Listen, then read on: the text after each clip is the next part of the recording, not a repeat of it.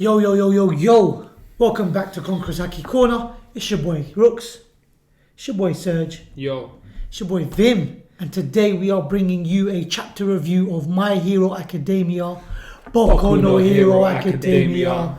Chapter 216, Final Results, Class A versus Class B.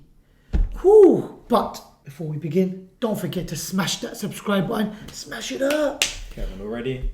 Hit the like button. We know you love this chapter. You know you love CHC, Conqueror's Haki Corner. Don't forget to comment down below about what you thought of the chapter, what you think about us. All your feedback and all your comments, we appreciate them every time. And if you forgot what happened last week, check down below or up here. But, should we begin? Well, the chapter starts off with Shinso reflecting. Let's do it. Do you not feel that he's just beating himself up a bit too hard?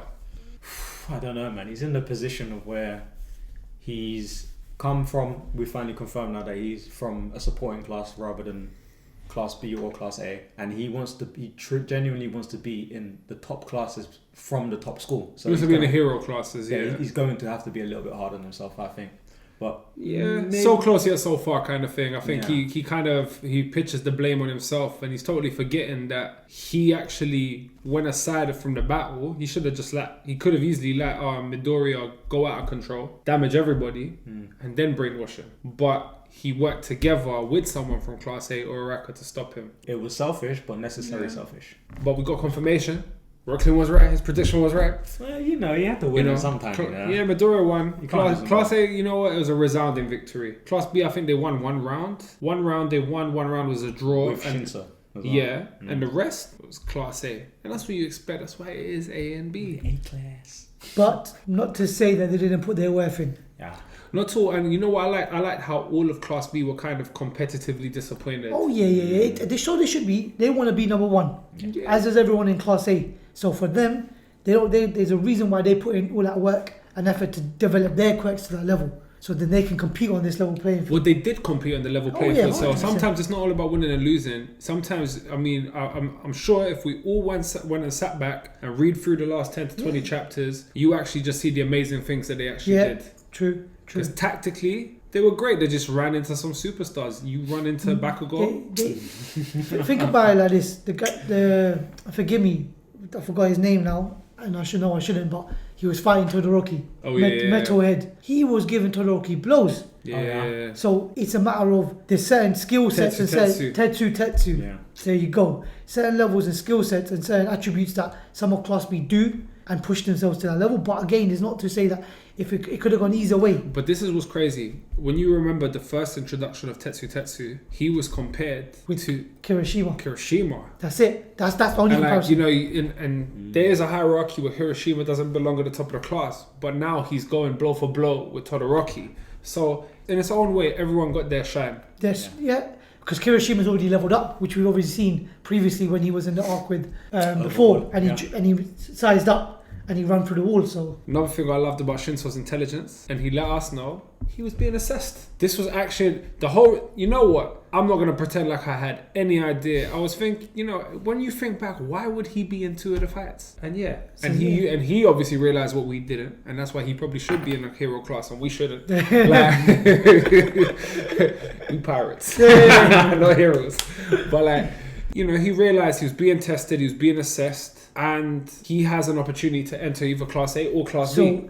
Which is why, and it goes back to the beginning where you said the reason he's so harsh on himself is because he needed to perform to get into that class, and he didn't know what was expected of him to perform. Yep. Because what he failed to see is being a hero and showing attributes of a hero is not really well renowned in his supporting classes. So he doesn't understand what is necessary, but he has the heart of a hero, and he showed that by joining with the enemy side.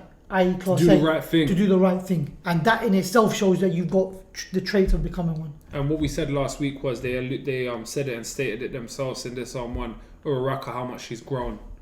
Amazing. She's gone from what you'd call like a mid-tier fighter to almost being considered one of the... Just but not... you got the top tiers. And then you got... she's knocking on the door. She can look after herself. She was amazing, man. I mean, she's probably the biggest reason why Class A won that round. Definitely. Because Midoriya was out of control. And she was the one, like they said, quick thinking, got Shinso on the same page. Yeah, yeah. That's what we're gonna do. And then she just handled everything while Midoriya was distracted by Shinso. So Uraraka, man, No Let's doubt. get it. developing in every way.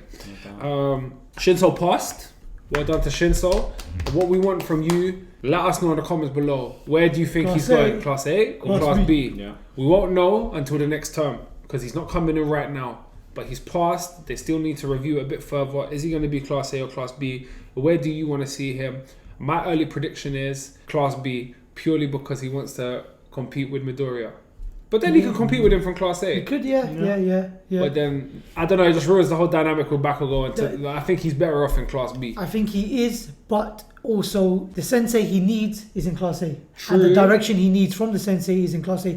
Vlad won't, and I'm not saying he won't do a good job, but I don't know if he's going to be able to help support him to the best of his ability. But the thing is, he's been getting supported by Aizawa Regardless. outside of class. So it could still be that. So it might be a conflict of interest because obviously if Aizawa likes him so much, he can't be biased with him in the So class. So the maybe keep mentorship him out of continues. Class A. The mentorship I'll continues. mentor you when you're not in class. True. So it could be that way as well. Continue on your own. This is your own path. But I would be there behind. Yeah? Class A or Class B? You let us know. Few other things I found funny in this chapter. Midoriya's lie. I love how Bakugo gave him the smirk, like he knows what that really was about. That was all for one. Did you think the lie was believable by everyone? One thing is, right, he's an honest guy to an extent. Everyone, no one ever looks at him like, oh, he's a liar or he's deceiving. So the fact that when he says something, it sort of says, okay, well, fine. And then under wiser anyway. So not being naive with the class, but his presence is more, he's truthful, he's straight up. He's a straight shooter. So why would they have reason to doubt? Now, which leads me on to this. One for all be revealed to everyone. Yeah. Where it comes from and where it does.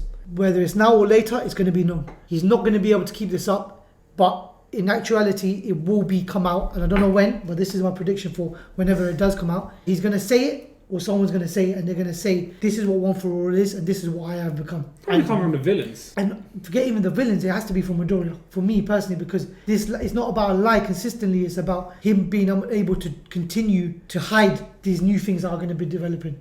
So eventually it's going to be, just trust me, but as well as just trusting me, I need to tell you all the truth. Because there's no reason for him to hide it after he understands to control it. But that I don't think will come until probably Yeah, nearer to the again, end of the story. yeah. So, yeah. Or Again, a very long time. A very long time, but give or take. But it's because of this moment of how much times can he lie? You just said it. Yeah. Did they believe him? Do you think they believe him? Well, ultimately, if you think about it, how many people in this generation know what that is? Because the only thing they've seen from All Might It's punching. There you and go. strength and ultimate strength, this now is on a whole different The level. way he uses it is so different. It can So- be like his own quirk anyway. But that whip quirk, Hmm. how old is that hero? Yeah. So which generation is he really from? How many years was that goal? Well, he definitely wasn't from the previous generation because Yeah, that was so- the lady. So, but was he ever a renowned hero previously? Like, okay, so Uh-huh. Kirishima, you named yourself Red Riot after the Crimson hero, Yeah. but these are legends that we've obviously never seen or we've heard of. So is he a legend? Well, that's what I'm saying. Like, we don't know. Having on One For All doesn't necessarily mean you were the number one hero. All Yeah. might have been Yeah. the number one Definitely. hero, but there might have been other people better. So that's a very good point. I also like Ashido teasing Uraraka. I mean, she could see right through it, man. She was just, it's almost like she saw a puddle or something. And she was just like, you jump right on him. And just the way that it was translated or written, I don't know if they were having us on, man, but it was just funny, man. Yeah. Because she got it bad. She changed color again. Yo, Tomato red. Yeah, yeah, she's spoken to her about that previously as well, Yeah. though, when they were in the dorms. Well, another thing, chapter finished strong with another great monoma soliloquy to just wrap it up, Come on. saying, bruv, if we went again right now with what we learned from you guys, bruv, we don't know who would win. Like, he really gave it in, and what I like about it is just kind of foreshadows that Class B's fighting spirit will not be suppressed. Nope. But in the last we heard from them, and the next time we hear from them, they're going to make even more noise. And they're going to be strategizing constantly just to make sure that they pull out all the stops, try and defeat the team. And the most important thing this chapter, what happened at the end? So we had Aizawa say to Shinso, Monoma. to Monoma, sorry, come by Eri-chan's. Now, how many of you remember who Eri-chan is? Quite a lot of you, right? So Eri-chan is a little girl with the ability to Rewind time. rewind time is what we understand it Yes. as. Now we know Monoma can copy quirks. Ooh. what are they doing here? Are they trying to make Monoma use this quirk?